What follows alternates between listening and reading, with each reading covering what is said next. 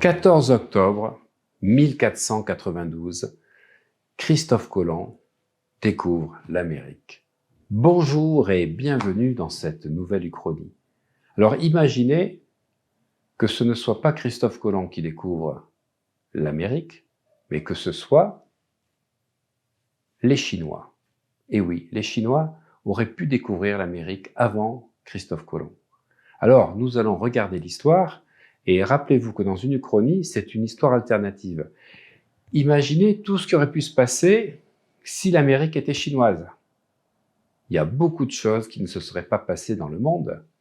Il n'y aurait pas eu la guerre du Vietnam, il n'y aurait pas eu plein d'autres choses. Surtout, il n'y aurait pas de Coca-Cola, il y aurait des Sake-Cola. Il n'y aurait pas de McDonald's non plus, il y aurait des Sushi Mac. Alors je vous laisse imaginer dans vos délires, parce que j'adore rigoler, vous allez me mettre tout ce que seraient changé, les 5 ou 10 choses que la conquête de l'Amérique par la Chine aurait changé. Et les 20 meilleures réponses, les 20 meilleures réponses qui me font le plus rire, vont gagner une formation en ligne. Mais alors ce qui me fait rire quand je fais cette uchronie, c'est que vous savez que les Vikings ont touché le Canada et ils auraient pu envahir aussi les États-Unis. Ils sont allés au Canada, ils ont touché quelques régions des États-Unis, mais ils ne nous ont pas envahis. Alors imaginez, et là, vous, ceux qui vont trouver dans les commentaires des choses incroyables, ils auront en plus un bonus. Imaginez que les États-Unis soient devenus vikings. On aurait des Ikea partout, on n'aurait pas du tout la même architecture, mais je vous laisse rire et faites-moi rire. Le but, c'est de me faire rire. Voilà. Peut-être qu'il n'y aurait pas les brunes typiques américaines, mais plutôt des blancs. Mettez ce que vous voulez. Ce que je veux, c'est rire parce que l'histoire, elle change du tout au tout. Des fois, juste sur des détails. Et moi, ce qui me fait rire, c'est de voir comment on peut basculer dans une histoire alternative pour pas grand-chose. Et surtout, ça nous rend responsables du destin que nous sommes en train de laisser à nos enfants. Alors, Magnéto Serge, on repart dans le futur et bienvenue aux États-Unis en 1492. Non, pas États-Unis, Amérique.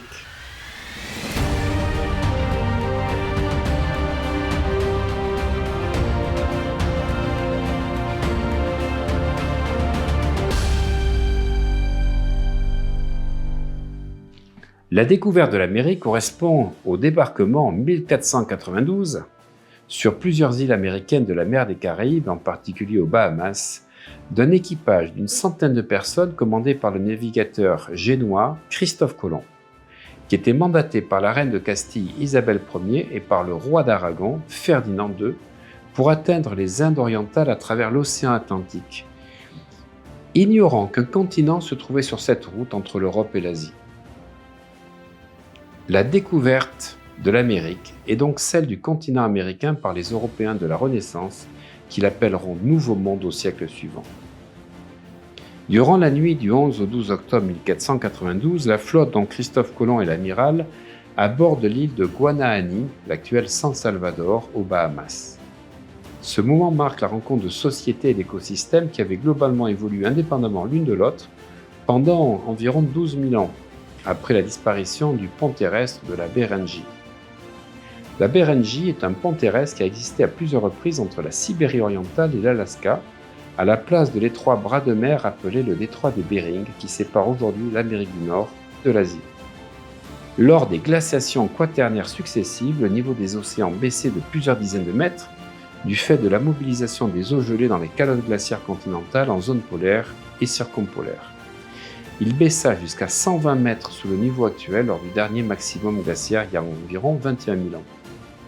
Du fait de la baisse du niveau des mers, le détroit de Bering, qui sépare aujourd'hui la Sibérie et l'Alaska, mais qui représente une faible profondeur, s'est trouvé inondé à de nombreuses reprises. Cette bande de terre ferme est appelée Béringie. Elle était recouverte d'une végétation rase, constituée principalement d'herbes et de petits buissons, une nourriture idéale pour les mammouths laineux, les équidés sauvages, les caribous et les bisons. Très vite après ce premier voyage, les Espagnols commencèrent à explorer et à coloniser le continent, bientôt imités par d'autres Européens au détriment de ces habitants autochtones qu'on appelait les Indiens ou Indios. Cette colonisation transforme radicalement et durablement au niveau mondial les rapports politiques comme les échanges commerciaux. Le terme et concept de découverte de l'Amérique, tout comme celui des Indiens, est issu de l'état des connaissances de la pensée politique de l'Europe du XVIe siècle et il continue à être largement utilisé. Le projet de Christophe Colomb était d'atteindre l'Asie par l'Atlantique. Le premier voyage eut lieu d'août 1492 jusqu'en mars 1493. Parti le 3 août de Palos de la Frontera, l'escadre va faire une escale aux Canaries jusqu'au 6 septembre, puis partir vers l'ouest et atteindre le 12 octobre l'île de Guanahani, où Colomb entre en contact avec les indigènes qu'il nomme les Indios, croyant être aux Indes. Il s'agit de l'île de San Salvador des Bahamas. Le 28 octobre, il découvre Cuba, et le 4 décembre, il atteint l'île d'Hispaniola, ou San Domingue. Le 25 décembre, la fameuse Santa Maria, le bateau amiral de Christophe Colomb, s'échoue de façon irrémédiable.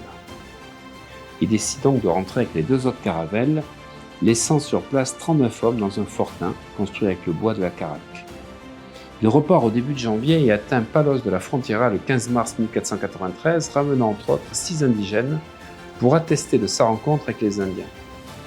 La cour se trouvant alors à Barcelone, son voyage à travers l'Espagne suscite une immense curiosité et il est accueilli comme un grand d'Espagne par tous les rois catholiques. Il est désormais amiral de la mer Océane, vice-roi et gouverneur des Indes, et ses 2 fils, Diego et Fernand, deviennent pages à la cour. Très rapidement, un second voyage est mis sur pied avec 17 navires et des centaines de participants. Il s'agit maintenant de coloniser l'île d'Hispaniola. Au cours des voyages ultérieurs, Christophe Colomb découvre la Désirade, Marie-Galande, la Dominique, la Basse-Terre de la Guadeloupe, Montserrat, Saint-Martin, Saint-Barthélemy. Arrivé à Hispaniola, il découvre que les 39 hommes du fort de la Navidad sont tous morts. Il va réorganiser en tant que gouverneur de l'île, les débuts de la colonisation, et va repartir en exploration et atteindre Porto Rico, puis la Jamaïque. Mais à Hispaniola, qu'il a confié à son frère Giacomo, les choses ne vont pas bien du tout puisque plusieurs officiers décident de repartir en Espagne où ils critiquent Christophe Colomb à la cour. Il décide de rentrer en mars 1496 et parvient à regagner la confiance des souverains. Mais il a un peu plus de mal à organiser son 3e voyage qui ne repart qu'en 1498. Au cours de ce 3e voyage, il va débarquer sur le continent sud-américain au niveau de l'actuel Venezuela, il va passer par Saint-Vincent, Grenade, Trinité, Margarita. Rentré à Hispaniola, il est confronté à une situation très difficile. Les colons espagnols sont mécontents, les Indiens se révoltent, et de nouveau les critiques pleuvent à la cour et un inspecteur est envoyé en 1500, Francisco de Bobadilla. Celui-ci estime que la situation à Hispaniola est catastrophique par la faute de Colomb et il le met en état d'arrestation. Il est immédiatement renvoyé en Espagne où les rois catholiques le libèrent, mais en ne lui laissant que le titre d'amiral, le jugeant incompétent voire dangereux en matière d'administration. Ils lui interdisent même de faire escale à Hispaniola durant le 4e voyage. Mais il va quand même organiser un 4e et dernier voyage, 1502 à 1504, qui sera juste un voyage d'exploration. Et il va naviguer le long des côtes du Veraguas et du Panama. Mais sa flotte se détériore gravement et il est contraint de faire escale à la Jamaïque où les navigateurs vont rester une année, attendant que le gouverneur d'Hispaniola, qui déteste Colomb, veuille bien envoyer des navires de secours. Il rentre en Espagne en 1504, très affaibli par cette épreuve, et meurt en 1506. Et son fils Diego est nommé peu après gouverneur d'Hispaniola. Ce qui est un comble, c'est que Christophe Colomb était persuadé d'avoir atteint l'Extrême-Orient. Et il est mort sans savoir qu'il avait découvert un continent inconnu des Européens. On attribue à son compagnon florentin Amerigo Vespucci d'avoir identifié ce monde comme un nouveau continent et non comme l'extrémité orientale de l'Asie. Colomb est le premier Européen à avoir découvert et revendiqué au nom de l'Espagne les terres qui furent peu après identifiées comme faisant partie d'un nouveau continent, l'Amérique. La découverte de l'Amérique est commémorée en Espagne et dans les pays hispanophones le 12 octobre sous le nom du Jour de l'Hispanité. Le jour de Christophe Colomb est célébré le deuxième lundi du mois d'octobre dans plusieurs pays d'Amérique.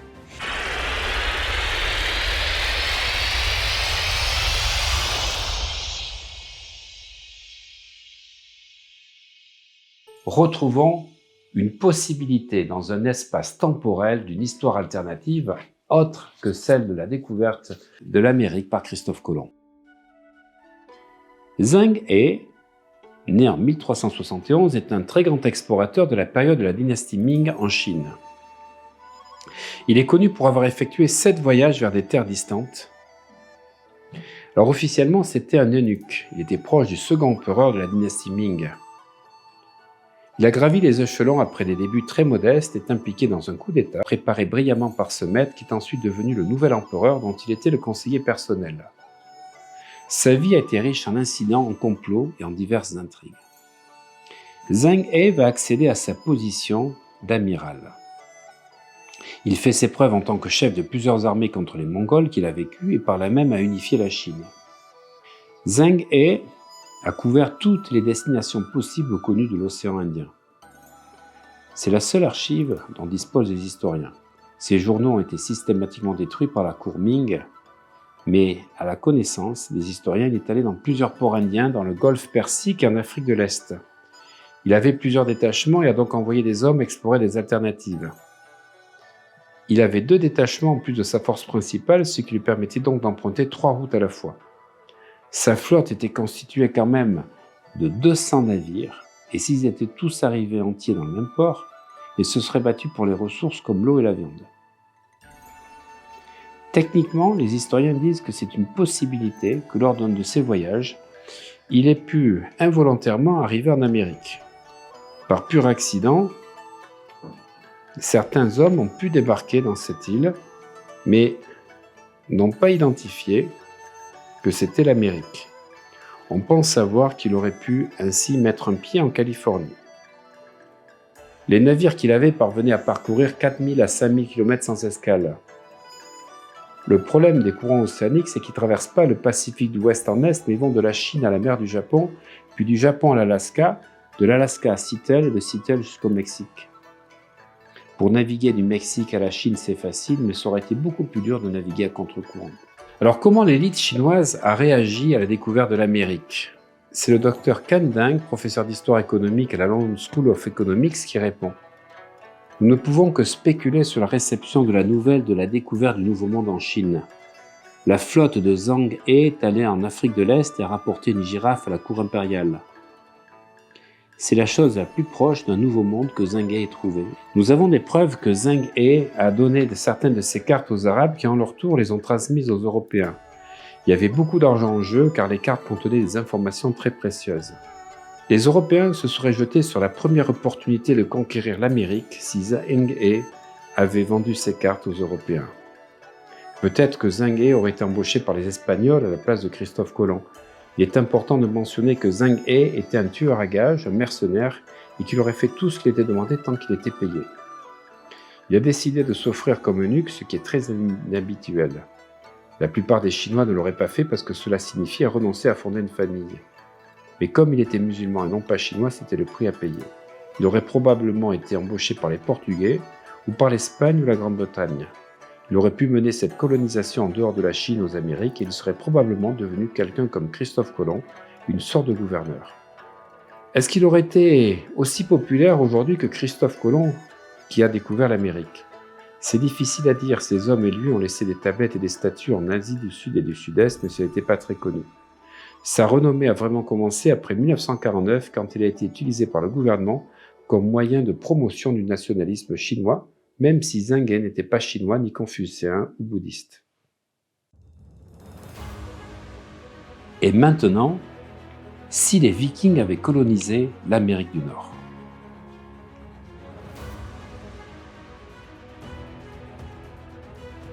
Les sagas du Vinland nous apprennent que les Scandinaves ont touché terre en Amérique du Nord dans des régions peuplées par des Amérindiens qu'ils appelaient Skrælings, mais le nombre de ces derniers les a fait renoncer à s'y installer.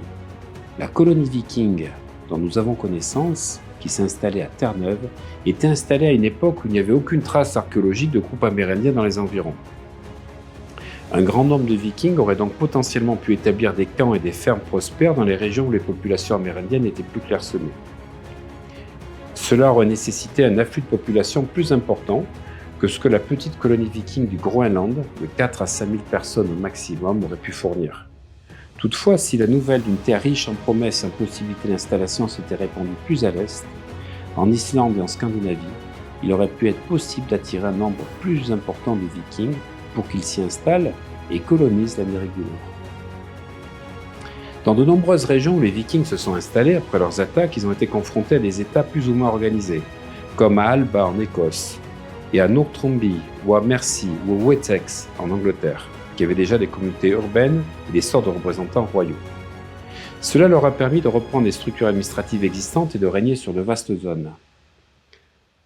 Et vous, comment imaginez-vous le développement des États-Unis, ou de l'Amérique plus exactement, si les Vikings avaient prospéré un peu plus et qu'au lieu de mettre une colonie, ils avaient prospéré et colonisé toute l'Amérique? Parce que 500 ans avant Christophe Colomb, ils étaient effectivement au nord des États-Unis, mais ils ne sont pas allés plus loin. Alors, faites-moi rire, dites-moi ce que vous pensez qu'ils auraient pu développer. Alors, comment la culture américaine aurait changé? Au lieu du Coca-Cola, on aurait eu le Tuborg Cola. Quel changement au niveau d'histoire! Mettez-vous dans la créativité, mettez-vous en état alpha, et les 20 meilleures réponses reçoivent une formation en ligne. Alors, ceux qui vont me faire rire avec 2 commentaires, c'est-à-dire les Vikings et les Chinois, ils auront un bonus. À mardi prochain pour une nouvelle Uchronie.